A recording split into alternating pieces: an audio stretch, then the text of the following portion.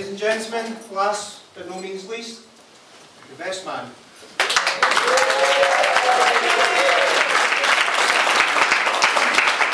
Scribble that one out. Fornication, ladies and gentlemen. Sorry, for an occasion. Like this, I think an introduction is worthwhile. For those who don't know me, I'm Chris, not the Chris with the drunken rants. That's that Chris over there, not this Chris here. Yes, I'm a little bit nervous, so I do apologise. Just to reiterate that point, it isn't the first time I've risen up from a warm seat with a piece of paper in my hand.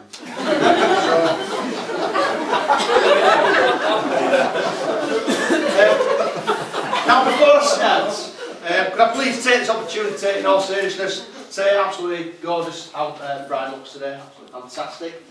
But also can I take the opportunity to say the bridesmaids have done a fantastic job today. They're often the unsung heroes, and I think they definitely deserve a toast. So if you just raise your glasses, please, to the bridesmaids. Bridesmaids.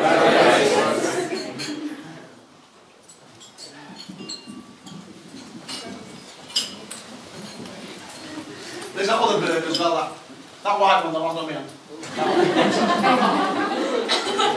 I knew what it was doing. Did you see Ian?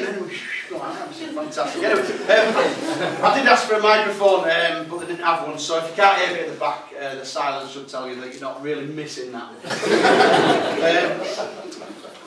I get started, I did look on the internet to see how long speeches should last, because I wasn't really sure, and you know, I've had sort of different degrees. It actually said, really, one of them said, should last really as long as the groom can make love for. So enjoy the rest of your day.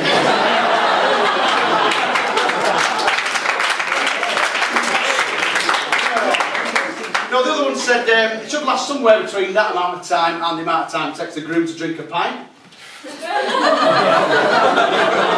That's a fair old range, isn't it? I don't think I can really afford to stay in this hotel for that amount of time. But anyway,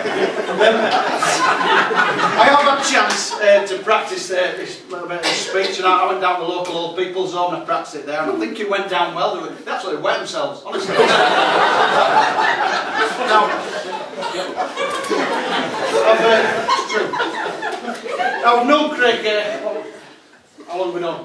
30. About 30 years, yeah. I've known Craig about 30 years there, so masses and massive entertaining stories, none of which are vaguely even slightly appropriate for this. So as a result, I've been in a lot of trouble if I decide to stand here and tell you them. So I'll be doing about 8 o'clock at the bar over there. Now, we grew up together, and I was actually going to tell the story of the video, so I've got that one down there, the story of him putting the metal screwdriver in the turned-on video. Well, I'm not going to tell that story now. I'm not going to mention that he went to the BRI to have an ECG. One NOB. Anyway, the thing with Craig is that he'd always give it a go, no matter how often. That's true, isn't it? He always gives stuff a go. Like fixing the video recorder, kissing the Blarney Stone, when we were in Ireland, weren't we? Taking 8 attempts to hit one golf ball for 2 shots. Absolutely true story, and we have video evidence to prove that point. But Craig would always give it a go. And Craig was always he was always very generous, because he was, mainly because he was the first person we knew that had a car. It was a Volkswagen Polo, so it was close enough to a car that we could went to all the away matches, Hulky Eye, remember that, window smashed? Yeah, when we went to Wigan, we got jumped when we were leaving early. Don't know if you remember that one. Waddington, we missed the first half because we got stuck in the one-way system. They couldn't find our way out of the car park. But, you know, that was quite a few years ago. Craig's now sort of grown up, and we can talk really about his professional career now, as you know, as a teacher. And in his first week, this is related to a story he's just told. In his first week, one of the Year 8 girls, shows the kind of school we were in, one of the Year 8 girls called him an effing ginger tosser. Craig's swift response was, it's not ginger, it's strawberry blonde.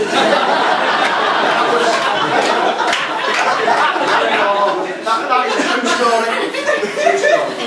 Well, socially though, Craig's always been there and thereabouts. Craig's always been around socially. In fact, whenever we used to go out, we used to call him the Titan. Mainly because he won't buy a drink. He used to walk around with his wallet open in case there was a change in the weather. He once went to the barber shop, these are all the jokes there rattling out here. Went to the barber shop, said how much for a haircut? They said £6. How much for a shave? Said £3.50. He said, shave me head. Anyway, I remember actually when Craig first met Kat, and it all seems to change with Craig. He started, first of all, looking for a house, because he was 32 living at home. But he started looking for a house, and then next thing he moved on, he started to announce an engagement and buying rounds, so it was all absolutely seems to be growing up a little bit. But Kat, I think you've made an absolutely excellent decision in choosing Craig to be your first husband.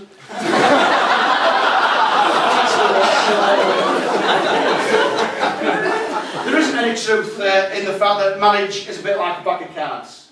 It starts off with hearts and a diamond and finishes with a club and a spade. Craig, I said before, one of Craig's biggest loves now is rugby. The second biggest love is rugby. And I think marriage, I'm not married yet, but as you know, but I think you should really relate marriage to a rugby match. That you should always support each other and always back each other up no matter what. And mainly try to score every weekend.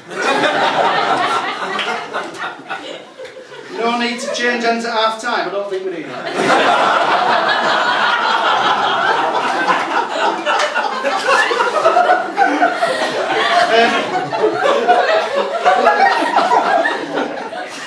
I did not scribble that one up, I'm not going to. Over the years, anyway, this is the bit I'm going to read.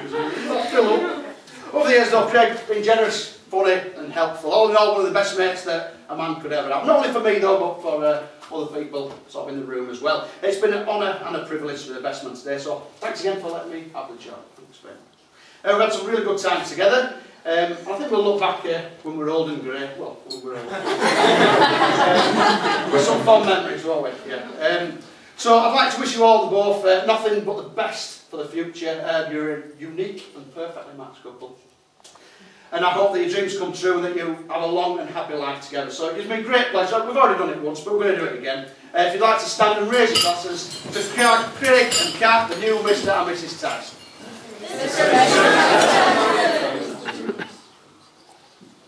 And enjoy your food.